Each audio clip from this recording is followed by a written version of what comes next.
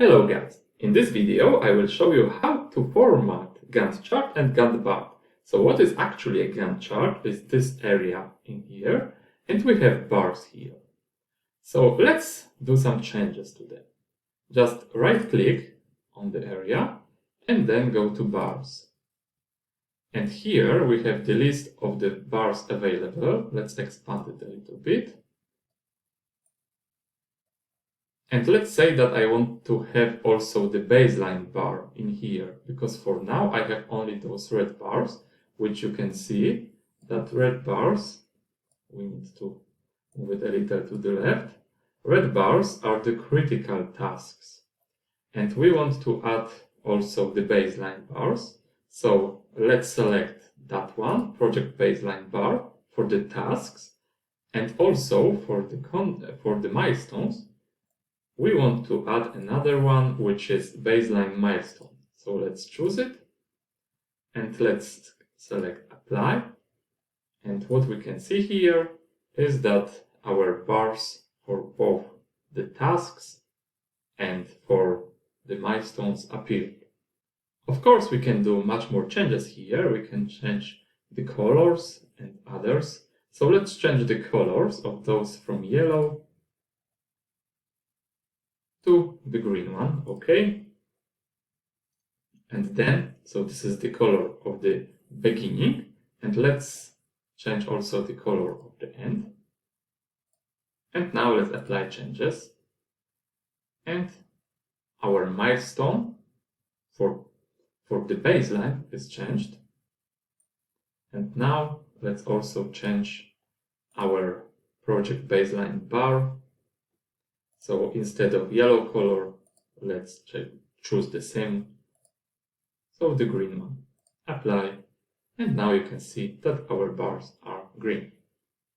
We can also change the pattern here, so for now it is a solid line, and let's stay with it. Let's select apply, and now let's do some changes to the Gantt chart.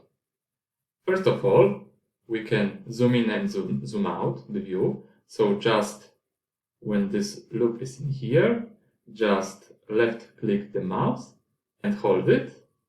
And while holding it, we can expand it. So you can see that we zoom in, or we can zoom out by going to the left. We can also use those loops in here. So zoom in and zoom out. But as you can see, also our chart is gone, so we need to get back. So I prefer this method just by pointing the mouse somewhere in here, and then left click and just adjust as much as you want. Then we can right click again on the graph and go to bar chart options. And from here we can choose, first of all, show relationships. So if I will select OK, we can see that there are relationships between the tasks added, but we can also do it from here. So on the menu, just select relationship lines, and if you will deactivate it, you cannot see the lines. If you will activate, we can see the lines. Okay, I don't want to see the lines. Again, bar chart options. And let's see what we can also change here. We can show the legend. So this is also quite useful one. The legend is on the left. Then going again, we have data date. So data date is our current date. So maybe not the current date, which means today date, but the date for which this schedule is scheduled. And that date is represented by this line in here. For now it's blue. We can change the style of that line. So it can be, for example, dotted line. And we can also change the size. So it's more width. And we can change the color. Let's change it just for now for the red one. And let's select OK. We can see that our data date line is changed. What is also useful is to add some sidelines. So once again, right click on the Gantt chart, then bar chart options, side lines. And here we have horizontal lines and vertical lines. So first, maybe let's add some for the horizontal lines. So maybe for now we can see that our minor lines are every 5 rows. So those are our minor lines, and we can make them with every 1 row, which means by clicking OK, that for each of the tasks we'll have our horizontal lines. Let's go once again. And also we can add some vertical lines. So for now we have minor lines every 1 month. So here we can see them. And we can add, for example, major lines for every 1 year. Let's select OK. And we can see that at the end of every year we have that solid line. I will get rid of those lines to better show you the next available options. So I will again go back to the 5 rows with the horizontal lines, and I will unselect the major lines for the vertical ones. We are back again, and now right click, go to the attachment and to the curtains. Then add curtain. But before I will do that, maybe I will zoom in a little bit so we have a better picture. And now again, attachments, curtain, add curtain.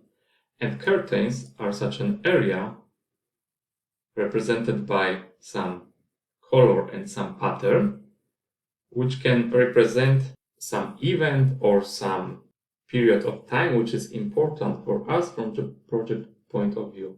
So what can be a curtain? For example, at the end of the year, we have a Christmas break. So let's put a curtain for a Christmas break. So let's start it with the 24th of December. And let's finish it after New Year.